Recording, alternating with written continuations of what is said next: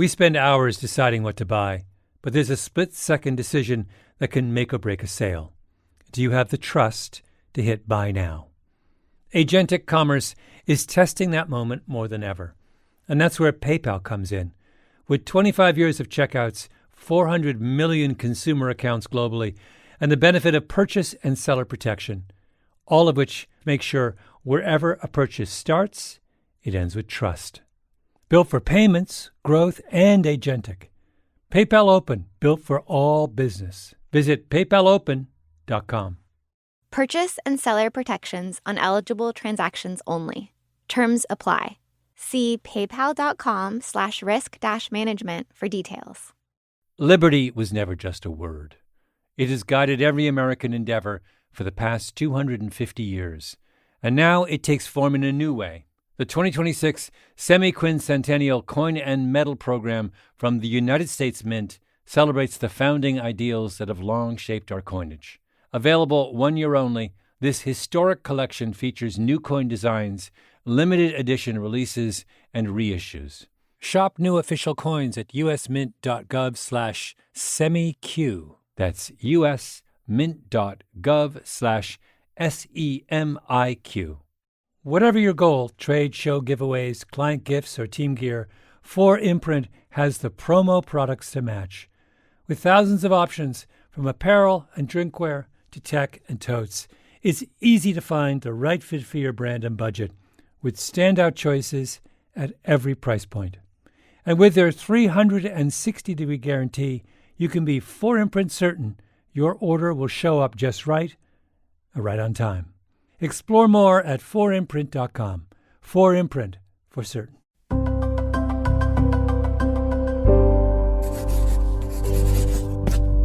Pushkin.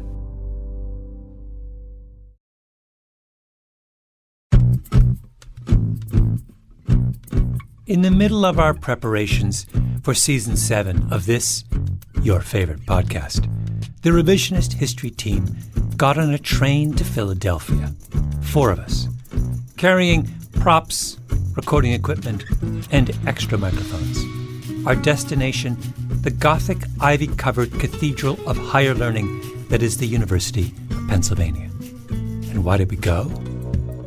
Because we had cooked up a little experiment, and we were curious to see how it would fly.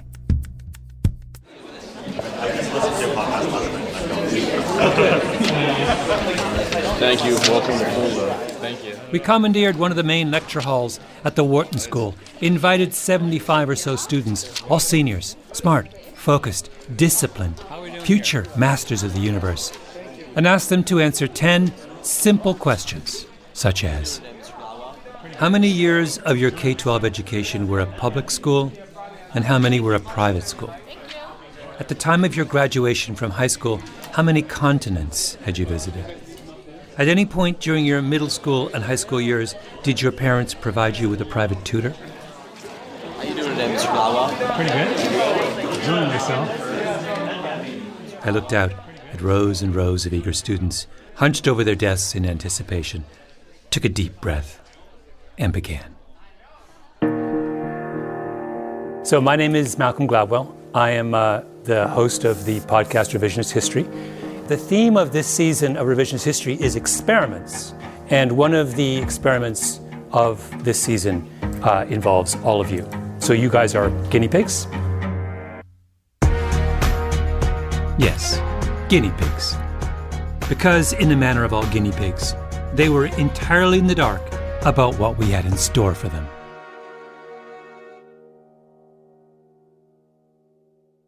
And as you probably guessed from some of the questions that you were given, what I'm trying to do is I'm conducting an experimental investigation into the nature of the privilege of the people in this room. The students quickly finished the questionnaires and put their names and birth dates at the top. My producers, Eloise and Harrison, are sitting at a big table at the front of the room in full view of all the guinea pigs. They go through the completed questionnaires, one by one, and use the answers to generate a number, a score, which they write on a giant white sticker with a big fat Sharpie. And now the real experiment begins. I'm going to assign every one of you a number. If they can figure out what their number means, they will understand something essential about how broken the system was that propelled them to the Ivy League, and how to fix it.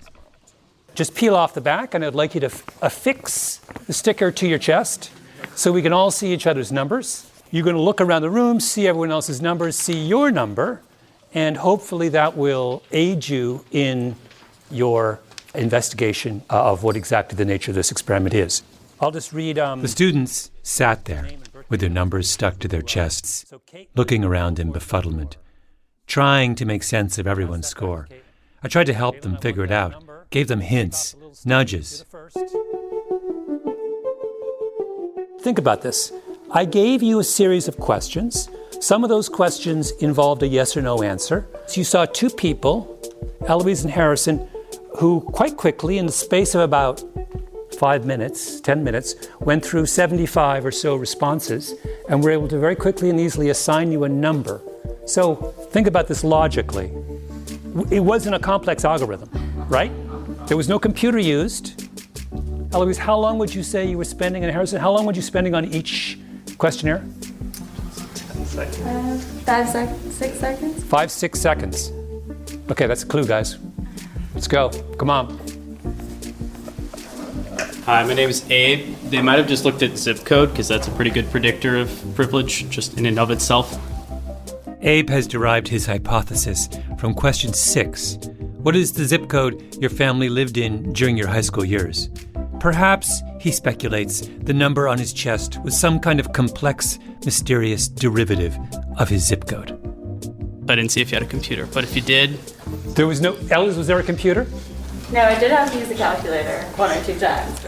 Calculator. Abraham, with all due respect, are you suggesting that Eloise and Harrison had memorized every zip code? It's plausible. They're very smart. Yeah. Not that smart. I'm Zach. I think it really has to do strictly with the private versus public education system in the U.S. Nope, that's not what we were looking for. Hi, my name is Joseph. A question that I thought was very interesting on there was about if you have any siblings, and if so, how many? Nope, not that either. Hi, I'm Kaylee. One that I don't think I've ever been asked in relation to this was if I drank when I was in high school, what age did I get drunk at? Kaylee's referring to question number 9. In high school, did you drink alcohol? And if yes, when did you first get drunk? Could you come up with any reason why I would have asked that question, or do you think that's just one of the ones that I'm just blowing smoke on? I have my own hypothesis, but I can't. Oh, come on. What if I'm wrong? This is all about being wrong. Oh, this is all about being wrong.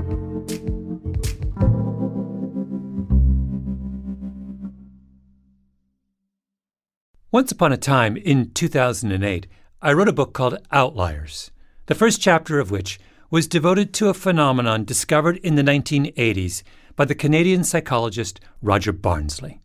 Here's some of what I wrote. The explanation for who gets to the top of the hockey world is a lot more interesting and complicated than it looks. Good Lord.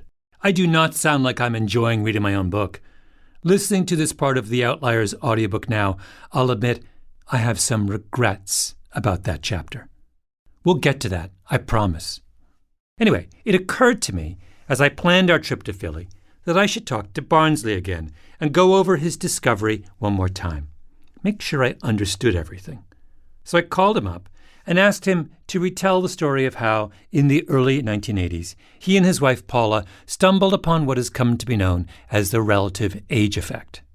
We were living in Lethbridge, Alberta, and we went to a junior A hockey team. It was the Lethbridge Broncos at that time. Barnsley's wife Paula started reading the game program, which had the rosters of both teams listed in it. Paula said over to me, "Roger, when do you think all these hockey players were born?"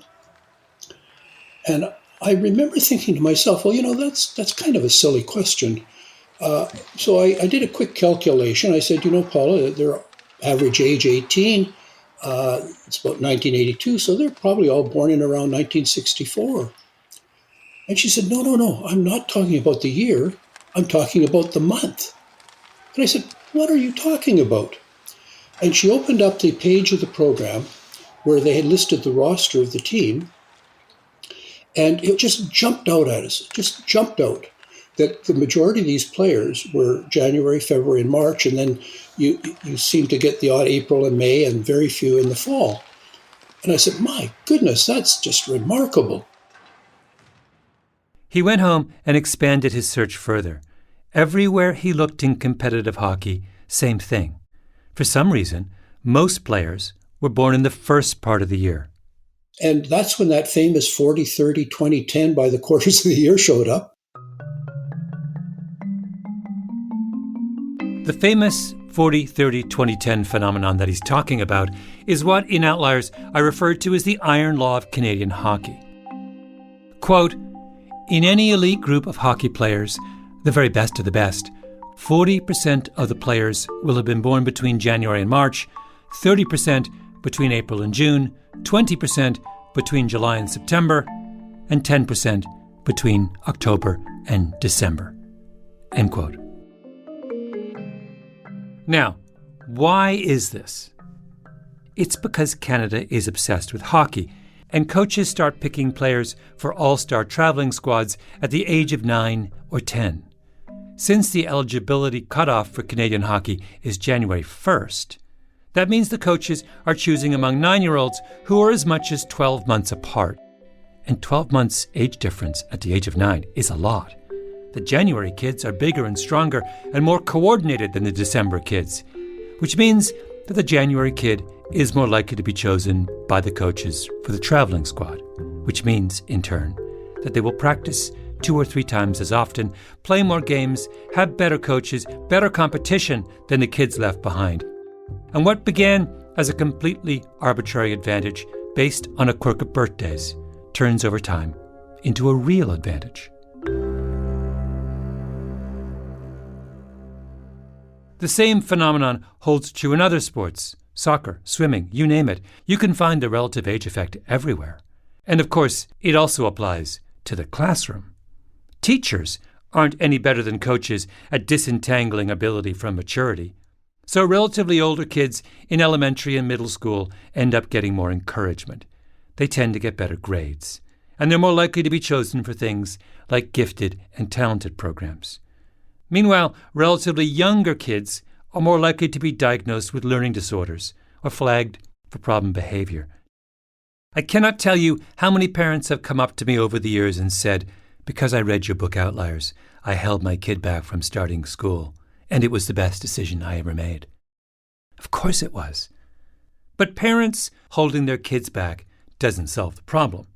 It just creates a relative age effect arms race.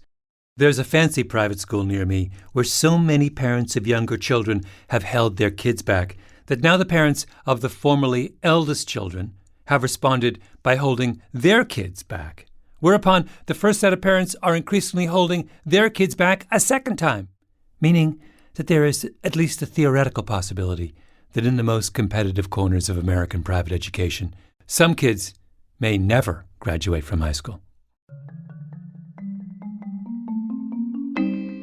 Maybe I should have seen all that coming when I wrote Outliers. I should have made it clear that I was not trying to teach neurotic upper-middle-class helicopter parents how to game the system. I just wanted schools and sports leagues to stop behaving like idiots. So, Barnsley's paper on relative age effect came out in 1985. Outliers, which was, I think, the first time Barnsley's work got wide publicity, was published in 2008. The world has been alerted for decades to the fact that all kinds of supposedly meritocratic systems have been hijacked. Has anything changed? You're in front of your computer. I am. Are you? I put the question to Roger Barnsley, the OG of relative age effect research. What have we learned?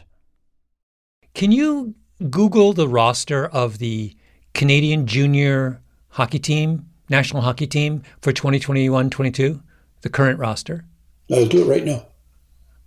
And I want you to go down the list of the forwards, just use the forwards for the sake of simplicity, and I want you to just read the 21 months of birth of the forwards on the current Canadian junior national hockey team. Their birth dates are just their names. I just want their birth months. Okay, let's see.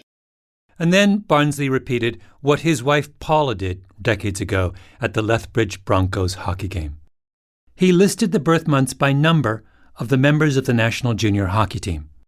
Listen for birth months of 7 or higher.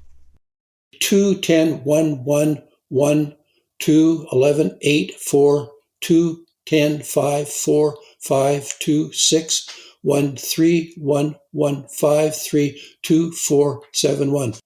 It's the same thing. It's the same thing. They've learned nothing. It's the same phenomenon you saw this 40 years ago.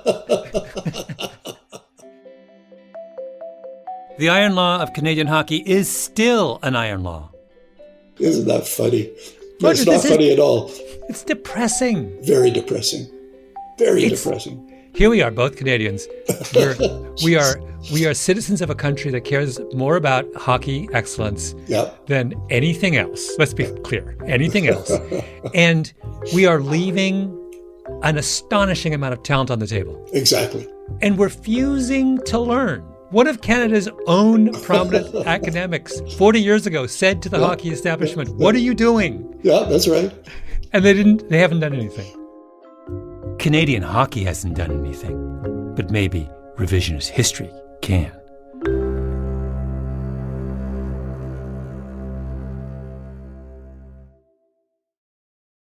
This show is sponsored by BetterHelp.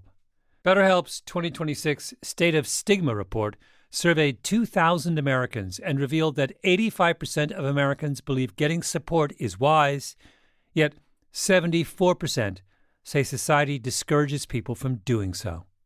This makes no sense, right? If you have a toothache, society doesn't discourage you from seeing a dentist. If your car breaks down, society doesn't discourage you from seeing a mechanic. If your heart is literally broken, as in not functioning, society doesn't discourage you from seeing a cardiologist. But if your spirit is broken, if you're struggling with some burden, society says you don't deserve help. I think it's time to end this self-defeating contradiction. Your spirit is not less worthy of our concern than your heart or your teeth or your car. Which brings me back to BetterHelp. BetterHelp has quality therapists. They work according to a strict code of conduct and are fully licensed in the U.S. Don't let stigma stand in the way of support. Start therapy with BetterHelp. Sign up and get 10% off at betterhelp.com/Gladwell. That's betterhelp.com/Gladwell. Liberty was never just a word. It has guided every American endeavor for the past 250 years. And now it takes form in a new way. The 2026 Semi-Quincentennial Coin and Medal Program from the United States Mint celebrates the founding ideals that have long shaped our coinage. Available 1 year only, this historic collection features new coin designs, limited edition releases, and reissues. Shop new official coins at usmint.gov/semiq. That's usmint.gov/SEMIQ. We spend hours researching products online and deciding what to buy, but there's a split-second decision that can make or break a sale. Do you have the trust to hit the Buy Now button? The way we discover and compare things is evolving, happening faster and influenced by new forms of intelligent advice. But the underlying trust question doesn't go away. If anything, it's more important than ever. That's where PayPal comes in. For more than 25 years, they've been a trusted way to pay. And now PayPal can make the agentic era of commerce work for merchants, letting them maintain control of their brand, their customer relationships. So even as the way we shop changes, the moment that matters most still feels familiar and deeply dependable. Built for payments, growth, and agentic. PayPal Open, built for all business. Visit paypalopen.com to get started. Purchase and seller protections on eligible transactions only. Terms apply. See paypal.com/risk-management for details. The inspiration for the Revisionist History Wharton School Relative Age Effect experiment came to me when I was talking to Adam Kelly, former footballer turned university professor. Kelly is a disciple of Roger Barnsley. He works with sports leagues to help them solve their age-related problems, like England's Basketball Federation, which spent a small fortune setting up regional centres to identify promising players. We looked at the proportion of players who were selected into those talent centres across the nation, and that was at age groups selected from 13 to 15, both at male and female. And those who were born in birth quarter 1 were 10 times more likely to be selected. 10 times? Birth quarter 1 is the 3 months closest to the English basketball eligibility cutoff date. Yeah, which is absolutely crazy, isn't it? Same old story. The talent spotters thought they were picking the most promising players, but in fact, they were just picking the oldest kids, because the oldest kids were, of course, the tallest and most coordinated. Anyway, Kelly's also thought a lot about education. Why is everyone taking their exam at exactly the same time? Like, surely we should all be taking it, at that same time within our lifespan. So if you're born in August, you're taking your exam almost 12 months earlier than someone who's born in September. So that person's had 12 months more learning than you. Which is super obvious when you think about it. In New York State, all the big elementary school math and English standardized tests are in late March, early April. We're talking third graders, 8 and 9-year-olds. At that age, kids get smarter every week. Yet we're trying to assess kids by their test scores, and some of the kids we're judging have been around as much as a year longer than other kids. Why don't we have the January kids all take the test in January and the February kids in February, and on down the line? I have no idea. Honestly, no idea. So I gathered the research arm of Revisionist History with our props, recording equipment, and extra microphones, and headed for the Gothic, ivy-covered cathedral of higher learning that is the University of Pennsylvania, to see if a group of really, really smart young people can figure out the importance of the month when they happen to be born. Turn over your pieces of paper. Just put your name at the top. And once you're finished, we will collect them. And then we will commence the exercise. So, we give out our elaborate questionnaire. But secretly, all we're interested in is people's birthdays. And then Eloise and Harrison go through each questionnaire and use the birthdates to do a simple calculation. Technically, the youngest you could be as a college senior at the time of our experiment was to be born in September 2001. So if you were born then, you got a 0. 0 birth privilege. If you were 1 month older, born in August 2001, you got a 1. July 2001, you got a 2, and so on. The higher the number on the sticker, the older the student wearing it. We even had a contingency for students who might have skipped a grade somewhere along the way.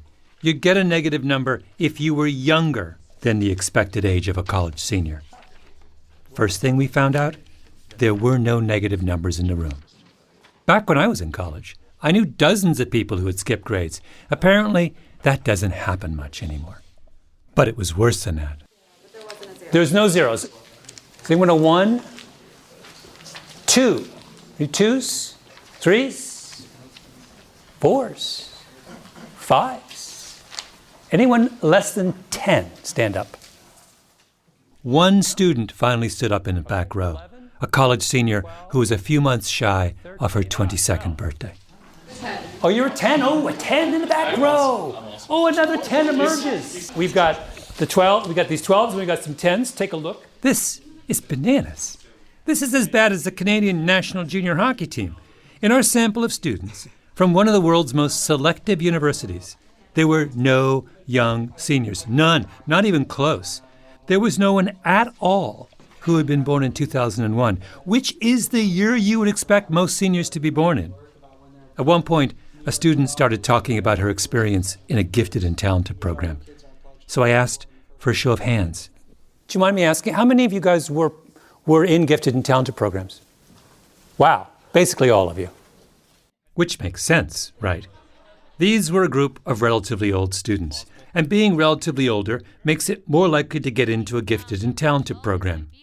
And getting into a gifted and talented program makes it more likely to get into a school like Penn, which is why our group of seniors that day at Wharton were all really old.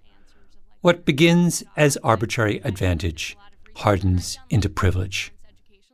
A simple fact about their own success that our students still hadn't figured out.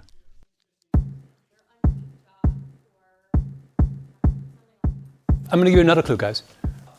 The particular dimension of privilege we're interested in measuring, I'm going to say with a great deal of certainty, is in this room the most significant form of privilege or lack of it that you would have experienced as students. At this point, I've pulled out all the stops, trying to help them.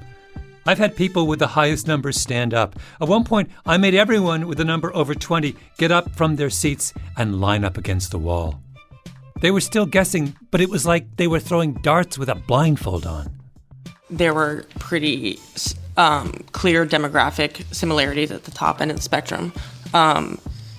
Racially was the most obvious in my eyes. Yeah.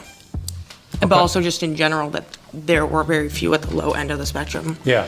Was also noteworthy. How do you feel about being in the higher number group as opposed to the lower number group?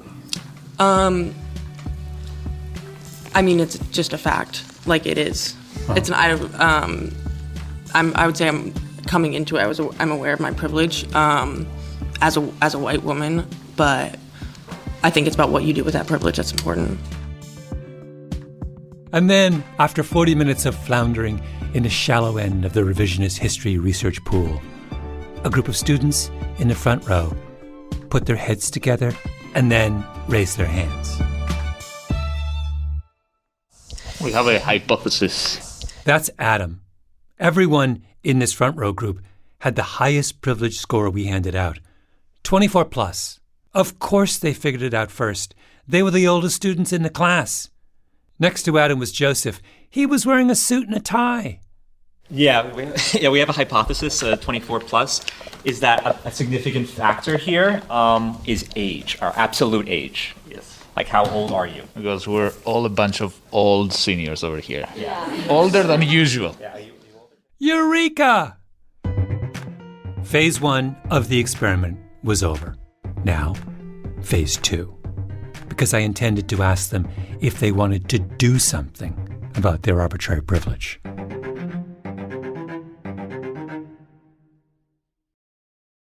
Liberty was never just a word. It has guided every American endeavor for the past 250 years. And now it takes form in a new way. The 2026 Semi-Quincentennial Coin and Medal Program from the United States Mint celebrates the founding ideals that have long shaped our coinage. Available 1 year only, this historic collection features new coin designs, limited edition releases, and reissues. Shop new official coins at usmint.gov/semiq. That's usmint.gov/SEMIQ. We spend hours researching products online and deciding what to buy, but there's a split-second decision that can make or break a sale. Do you have the trust to hit the Buy Now button? The way we discover and compare things is evolving, happening faster and influenced by new forms of intelligent advice. But the underlying trust question doesn't go away. If anything, it's more important than ever. That's where PayPal comes in. For more than 25 years, they've been a trusted way to pay. And now PayPal can make the agentic era of commerce work for merchants, letting them maintain control of their brand, their customer relationships. So even as the way we shop changes, the moment that matters most still feels familiar and deeply dependable. Built for payments, growth, and agentic. PayPal Open, built for all business. Visit paypalopen.com to get started. Purchase and seller protections on eligible transactions only. Terms apply. See paypal.com/risk-management for details. Whether you're planning a big event, launching a new campaign, or just stocking up on team gear, finding the right promotional products makes all the difference. That's why so many brands turn to 4imprint. They offer thousands of options, from on-trend apparel and premium drinkware to tech, totes, and giveaways. So you'll find the right fit for any audience, purpose, or budget. You can customize it all: your logo, your message, your look. And many items come with no setup charge to help you save. And if you're really watching the bottom line, you'll find standout choices at every price point so you can make a real impact while staying on budget. Plus, you'll get expert help, fast turnaround times, and their 360-degree guarantee so you can be 4-imprint certain your order will arrive on time and look exactly right. Whatever your goal, 4imprint makes it easy to find your perfect promo match. Explore the possibilities today at 4imprint.com. 4imprint, for certain.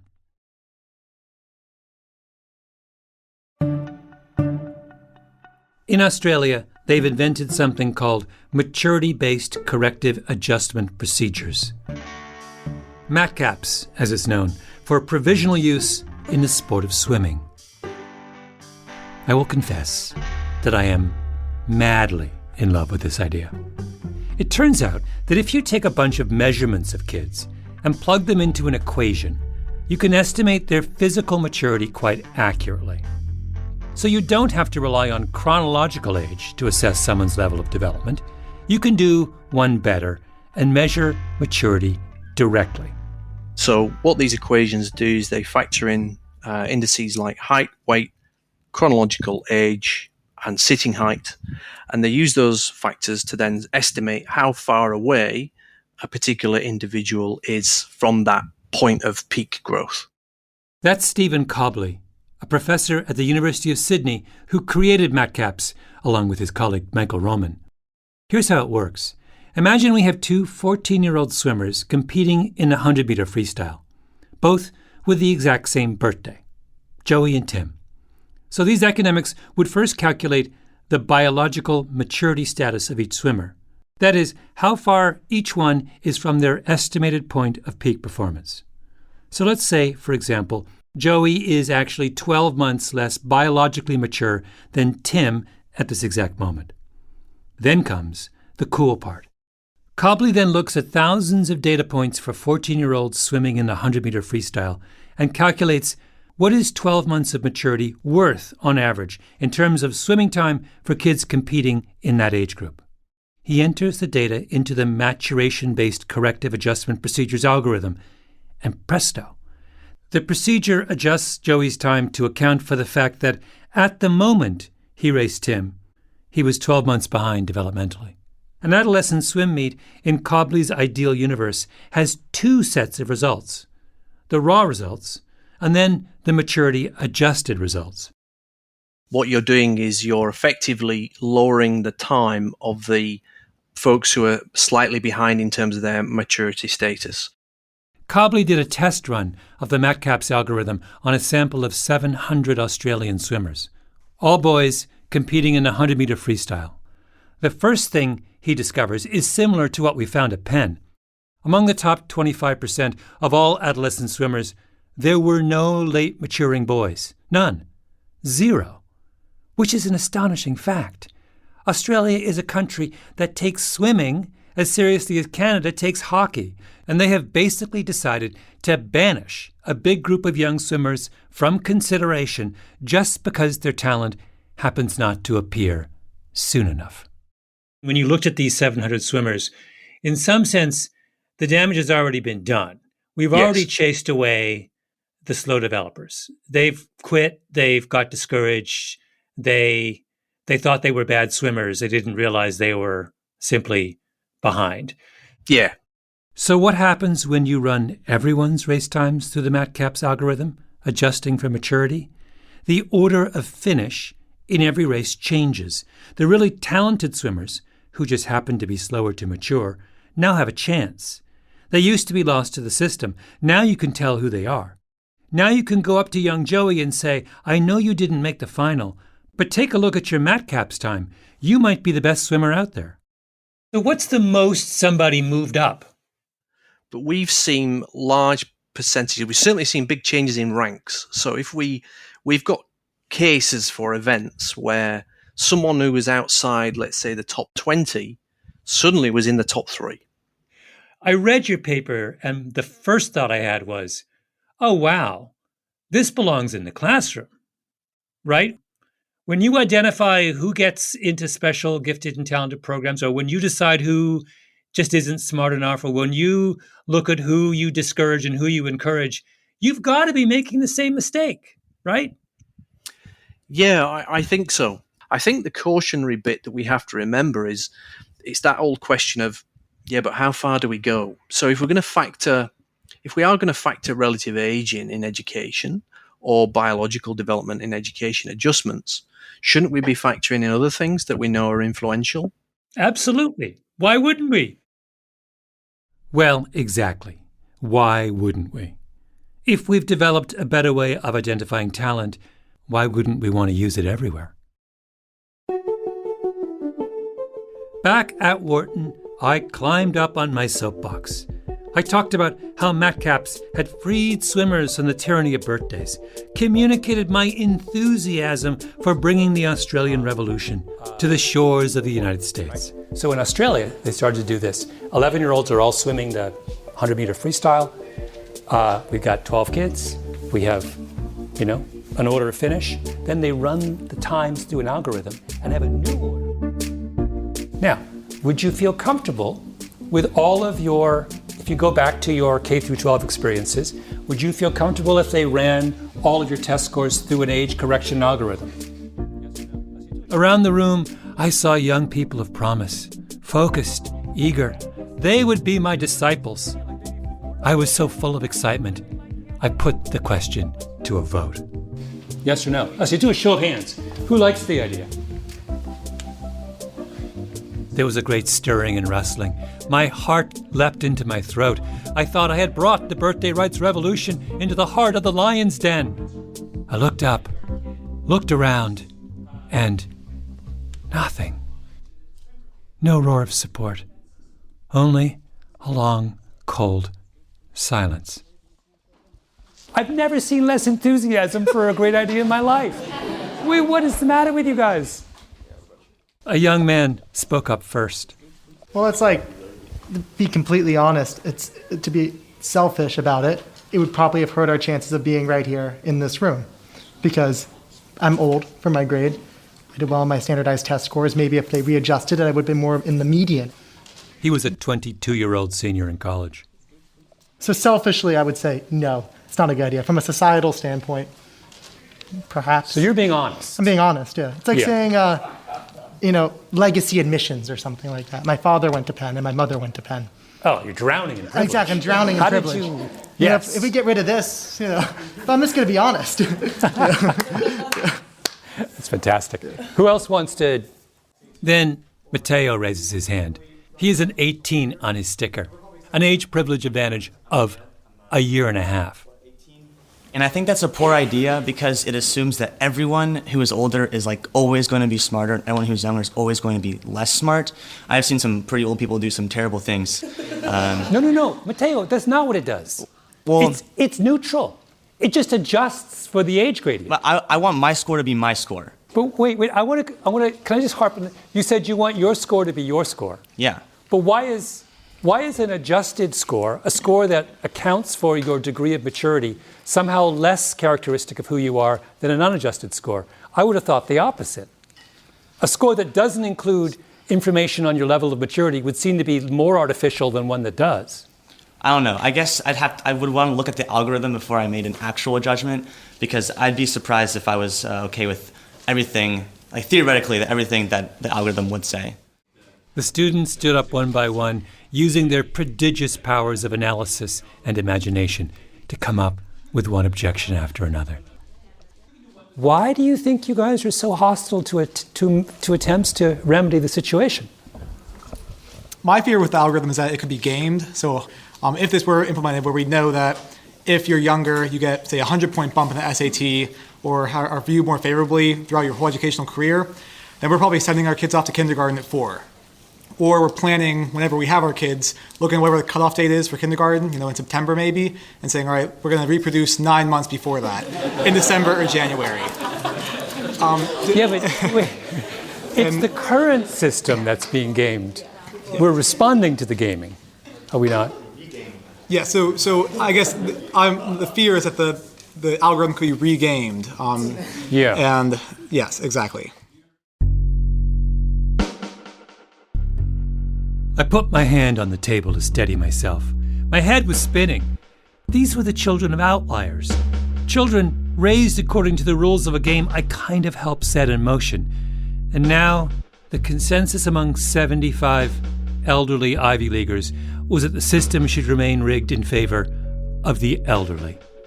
The apple cart must remain upright, with the shiniest and oldest apples on the top. Now, do I blame them? No, I don't. This is what happens when we give up on fairness as an essential principle. All that remains is cynicism. The students of Penn do not see the point of changing the system because their parents did not see the point of changing the system. And their parents didn't see the point because the schools didn't see the point. And the schools, for goodness sake, can't even rise from the slumber of their indifference to see that it makes no sense to give everyone an assessment test on the same day. We game the things that we've given up on. I tried my best in Outliers, but I subtitled the book The Story of Success, and if I learned anything from that afternoon at Penn, it's that we want to think about success as a word to describe ourselves, our own progress. But it's not really people who are successful. It's the systems around us. Great students and great hockey players come from great teams and great classrooms. And if you want to judge the success of those teams and classrooms, start by looking at their composition. Like, when was everyone born? And if we can't get that one right, God help us with everything else. All right. Thank you, guys. I hope this has all been fun. I hope this makes you feel free to wear your numbers for the balance of the school year.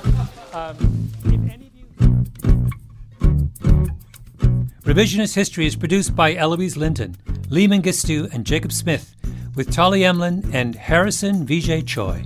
Our editor is Julia Barton. Our executive producer is Mia Lobel. Original scoring by Luis Guerra, mastering by Flawn Williams, and engineering by Nina Lawrence. Fact-checking by Keisha Williams. Special thanks to Salman Ahad Khan for production help on this episode. I'm Malcolm Gladwell.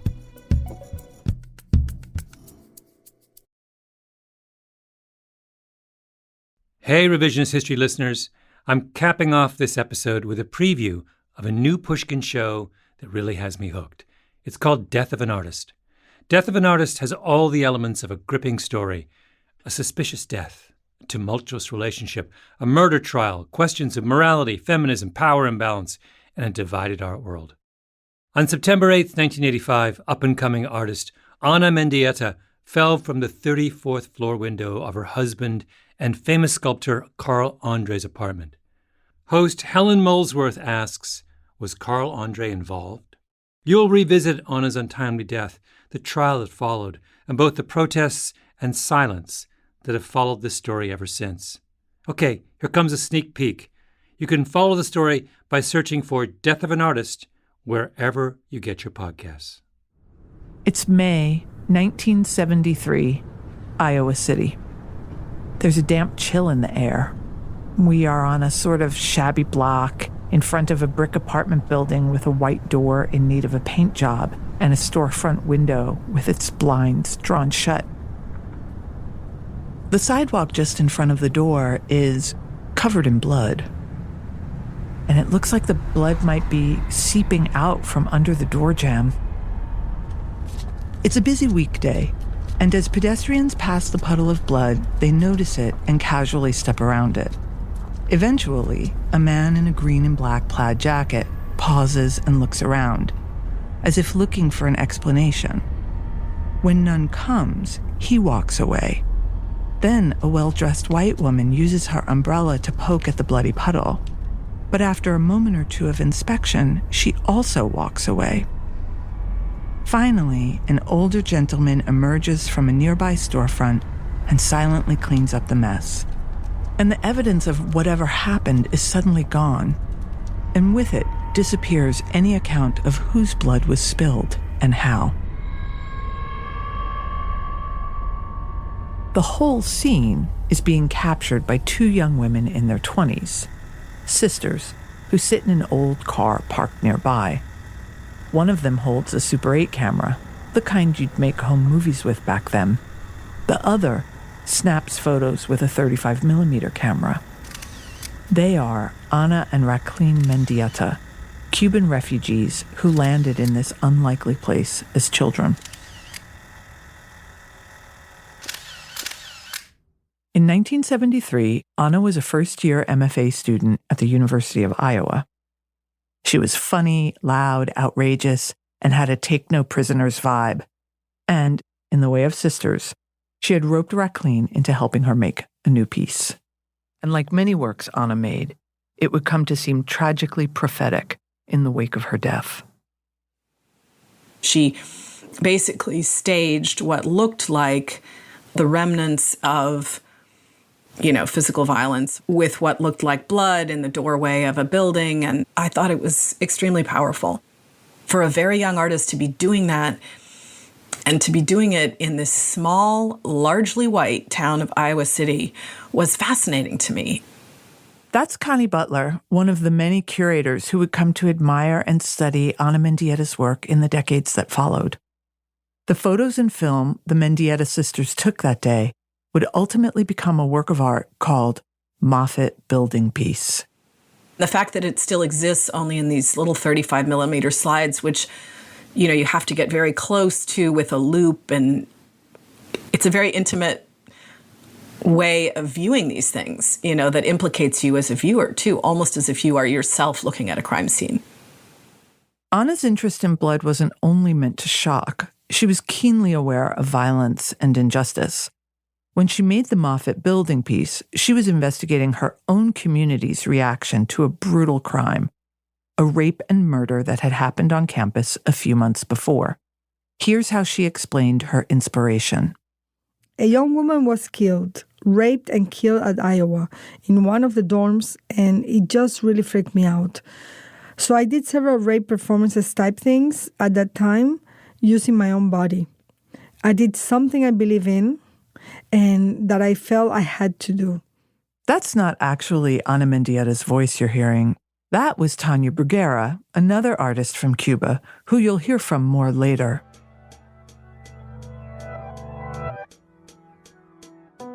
Ana Mendieta's question was, could you make art about something so awful? And she used blood, not paint. Blood is the most essential substance of life. Could it jolt people out of their daily routines? Could blood make people pay attention? She didn't know it yet, but the Moffat Building Piece was about to be her first major artwork. And in a circular way, that's kind of terrifying. The question she asked about how we react when we encounter the residue of violence, this question would haunt all of us after she died. I'm your host, Helen Molesworth, and from Pushkin Industries, Something Else, and Sony Music Entertainment, this is Death of an Artist. Episode 1, The Haunting.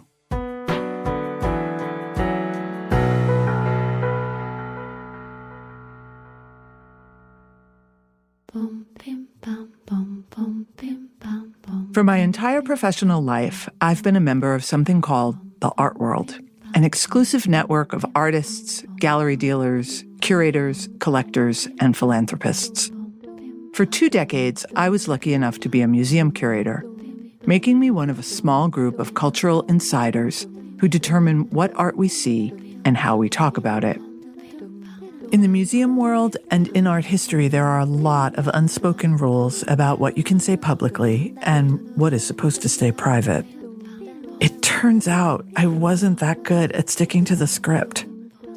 And I guess I'm still not good at it because I'm going to tell you Ana Mendieta's whole story, all the way to its shocking and troubling end.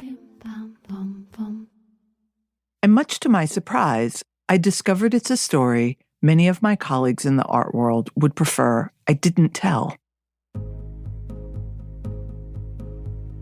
At first blush, it seemed like people didn't want me to talk about it because of who else is part of that story. Anna's husband, the famous sculptor Carl Andre. He is one of the so-called fathers of minimalism, a cultural hero to many, a revered artist with lots of connections, and he was a suspect in Anna's death. Even though Carl Andre and Anna Mendieta were a highly visible art world couple, even though something terrible happened between them the night she died, you will not read about it on a museum wall label or in most art history textbooks. Reviews of their exhibitions tend to take care of it in a sentence or two. You would not know that Mendieta's death divided the art world in 1985, and in many ways still does.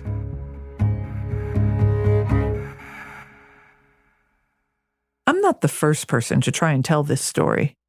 In fact, many of the voices you'll hear in this show are from interviews conducted by investigative journalist Robert Katz. He published a book in 1990 that remains the most comprehensive look into this art world tragedy. He spoke with dozens of Anna and Carl's friends in noisy restaurants, in parks, in busy offices.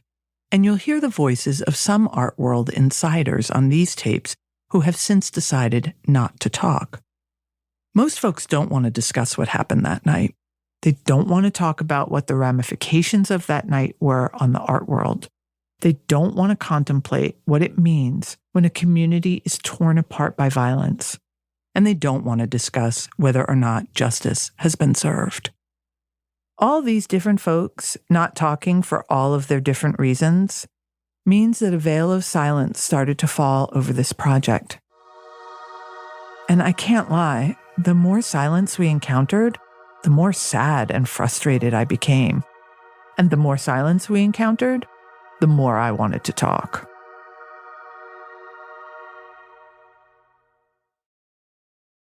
We spend hours deciding what to buy, but there's a split-second decision that can make or break a sale. Do you have the trust to hit buy now? Agentic commerce is testing that moment more than ever. And that's where PayPal comes in. With 25 years of checkouts, 400 million consumer accounts globally, and the benefit of purchase and seller protection, all of which make sure wherever a purchase starts, it ends with trust. Built for payments, growth, and agentic.